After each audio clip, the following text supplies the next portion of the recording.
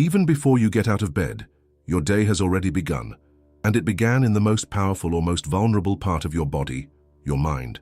What you think in the first minutes of the day can raise a warrior or feed chaos. If you wake up complaining, your day drags on, but if you awaken with purpose, every step becomes construction. The Stoics knew this.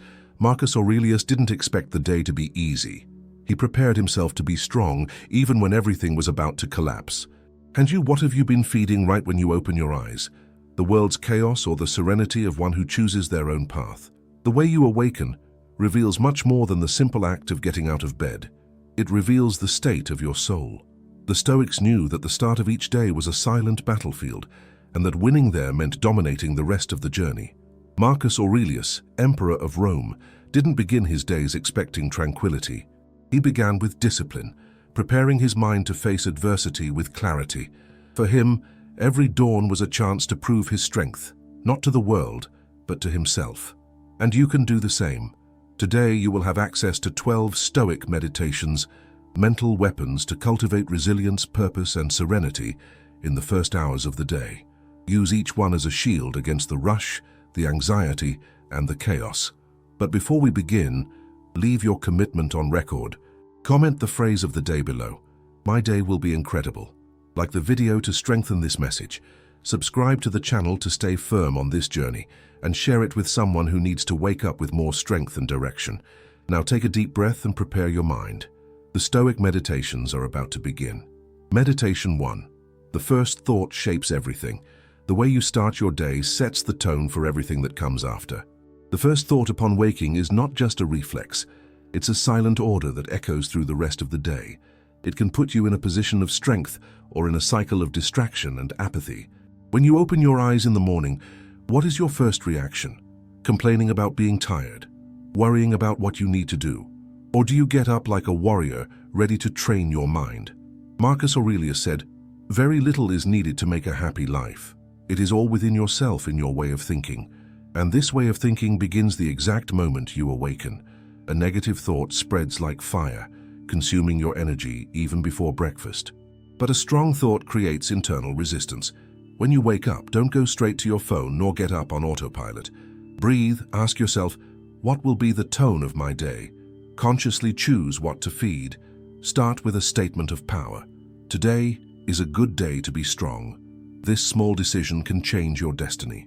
Meditation 2. Life is short, don't waste it. Time does not wait. It doesn't ask if you're ready.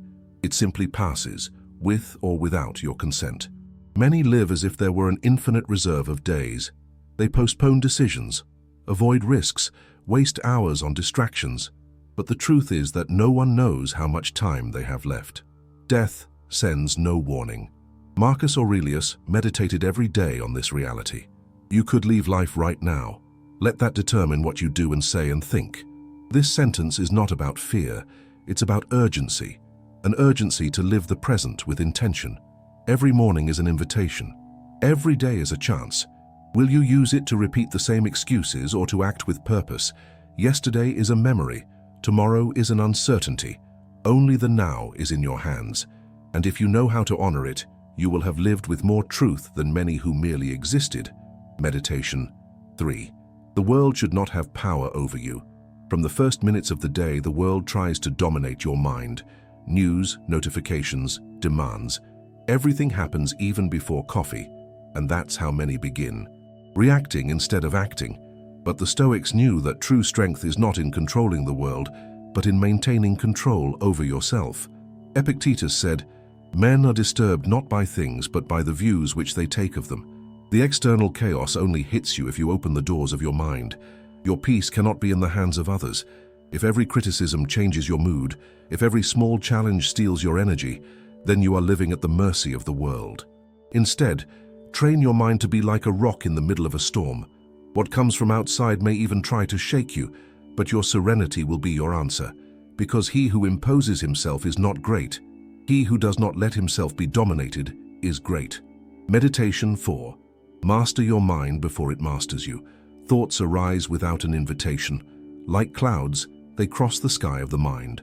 Some clear, others dark. Whoever doesn't observe them is dragged away. Whoever recognizes them governs. The problem is that many live as hostages to their own thoughts, unfounded fears, unreal worries, imaginary arguments. All of this consumes vital energy even before the day begins. Marcus Aurelius remembered. You have power over your mind, not outside events. Realize this, and you will find strength. To master the mind is to train yourself to filter.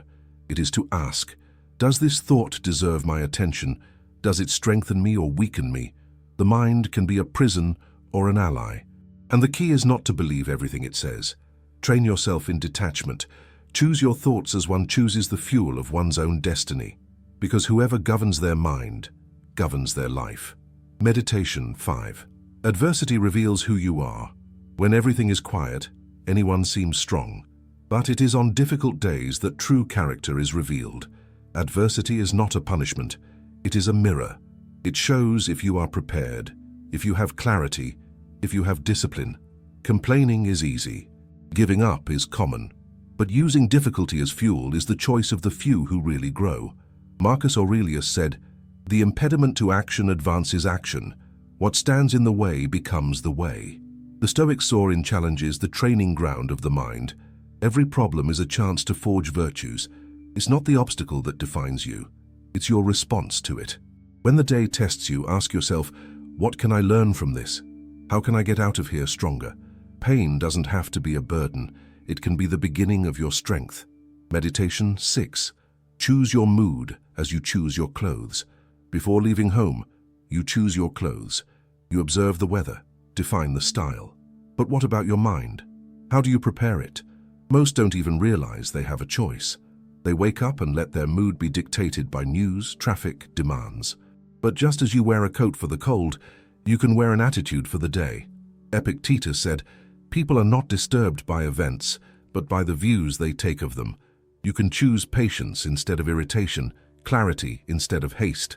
The secret is not in avoiding problems, but in deciding with what energy you will face them. So when you wake up, ask, what attitude do I want to take with me today? Prepare your mind with the same attention with which you prepare your body. And you will see that no day will be stronger than you. Meditation 7. Fear is a liar. Face the day without it. Fear whispers. It doesn't scream, it just plants doubts. And, silently, it paralyzes. It makes you believe you are not capable, that you will fail, that you are not ready. But fear lies. It exaggerates, distorts, creates monsters that only exist inside your mind. And every time you believe it, the chains tighten a little more. Epictetus said, "Freedom is not in satisfying desires, but in eliminating fear." Fear does not disappear on its own. It retreats when it realizes you do not obey it. Whoever moves forward, even with fear, transforms this shadow into fuel. Question the fear, and, if it works out, face it. Act. Because on the other side of fear is the life you have not yet lived, and it is waiting for you. Meditation 8. Every person you meet is a test of patience.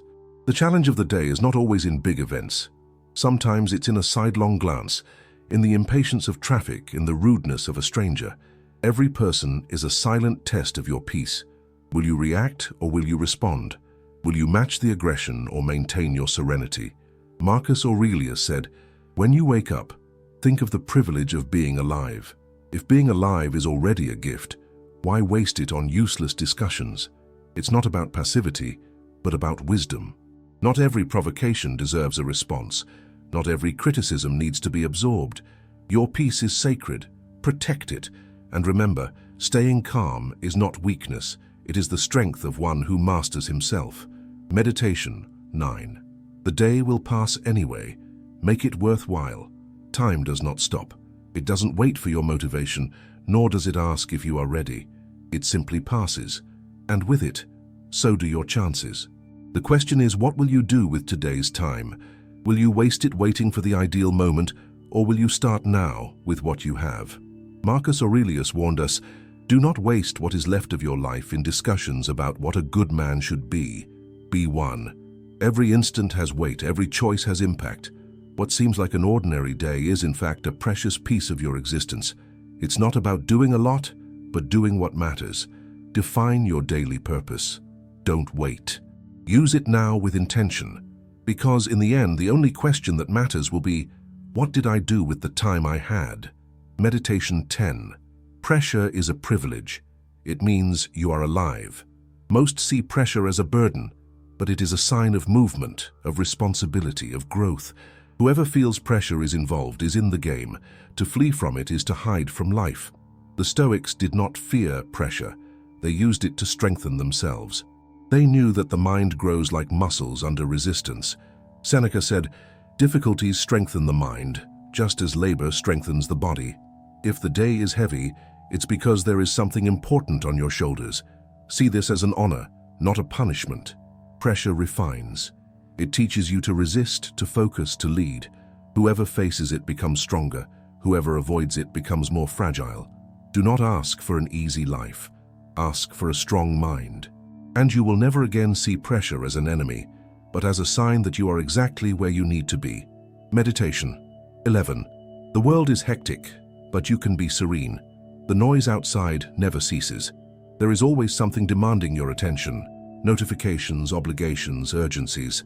But in the midst of this chaos, you can be a point of balance. Serenity is not the absence of problems. It is presence of mind. It's choosing not to get lost in the rush of others. The Stoics did not try to control the world. They mastered themselves. Just as the bottom of the ocean remains calm, even with the surface in a fury, you too can cultivate this calm. Serenity does not come by chance. It is trained. Conscious pauses, deep breathing, intentional silence. Not every conflict deserves your response. Not every urgency is real. Taming the external agitation begins with an internal decision. I will not get lost in a confusion that is not mine. Meditation 12. Every obstacle carries a hidden opportunity. Not every blockage is an end. Sometimes it's just a redirection. Life does not want to punish you. It wants to prepare you. But only those who exchange the complaint for the question, "What can I learn here?" can see this. Marcus Aurelius already said, "What is in the way becomes the way." The Stoic does not flee from pain. He transforms it into a lesson. Every mistake contains wisdom, every loss a new chance. When something gets out of control, the question is not why this to me, but how can I grow with this? The obstacle can stop you, or it can be the push that was missing. It all depends on the look. Don't fight against what has already happened. Use it. Transform the problem into purpose, because even the stone in the path can become the step that takes you further. You now have in your hands 12 mental weapons, 12 Stoic reminders that can change not only your day, but your entire life. Every morning is a chance to start differently, to plant thoughts that strengthen, to cultivate a mind that does not bend even when the world is heavy. What you feed upon waking shapes everything. And if today you choose to start with clarity, purpose, and strength, no one can take that from you. No matter what comes, you will be ready. Now, if this message made sense to you, show that you are committed. Comment down below. I stayed until the end. I want to see who is really ready to use each day as a training of the mind.